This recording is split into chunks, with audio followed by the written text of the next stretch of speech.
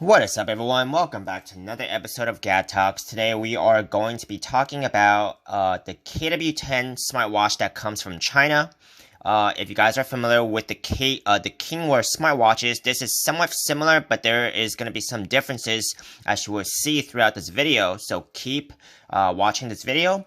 If you guys have not yet already, please make sure to subscribe to my channel as I'll be coming out with new videos regularly on the newest gadgets, smartwatches, and headphones.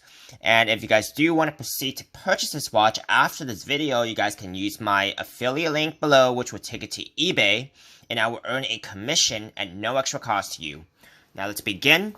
This is a smaller smartwatch, so I would think this is kind of for a lady that's most fitted, but maybe some of you guys will like smaller smartwatches as well, so it may be fitting as well. Now let's put this watch on and see how it looks. I can already tell that it's gonna be a little smaller than what I would prefer. I do like this the bigger smartwatches that just look a lot more masculine. It's gonna be it's a little harder to even put it on. Okay, there we go. So it's gonna be a little smaller than what I would expect and like, but for a lady, I think this is perfect. Now, the smartwatch comes with some fitness tracker functions.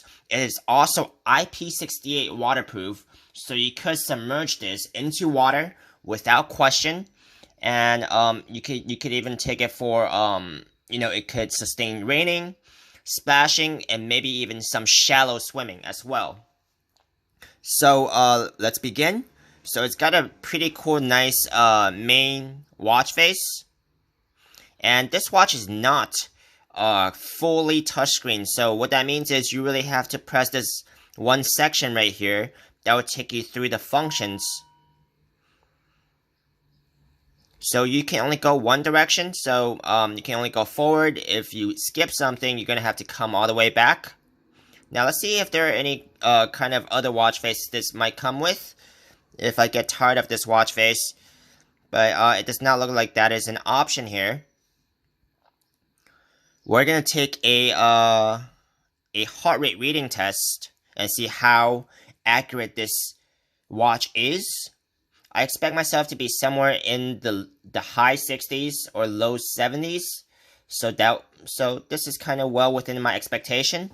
But if you guys are depending on the heart rate monitor here for, for maybe a condition or something, I do very much recommend that you cross-reference this watch, the heart rate monitor reading on this watch, with something that you really rely on before trusting it any further. So, but in this case, it did seem like it was, very close to my expectations. You do have a distance tracker here with your pedometer, your calories burner, your workout modes, your sleep monitor, if you do want to wear this to sleep, but, I doubt it. A stopwatch, anti-loss function, some themes. Let's check this out. So it does look like you can kind of pick your default watch face. It's just not immediately on the default watch home screen. So let's try using this. I think you have to long press it. So it is a little confusing when the watch is not fully touchscreen, but you get used to it. Now this watch can go from anywhere between $40 to $50. Depending on the website and seller that choose to get it from. So, I mean, in my opinion, I think this is a very nice watch. I like the display. It looks very nice and sturdy.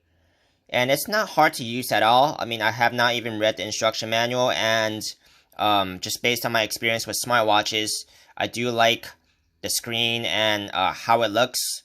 And it seems like a pretty solid watch. It's not flimsy or anything.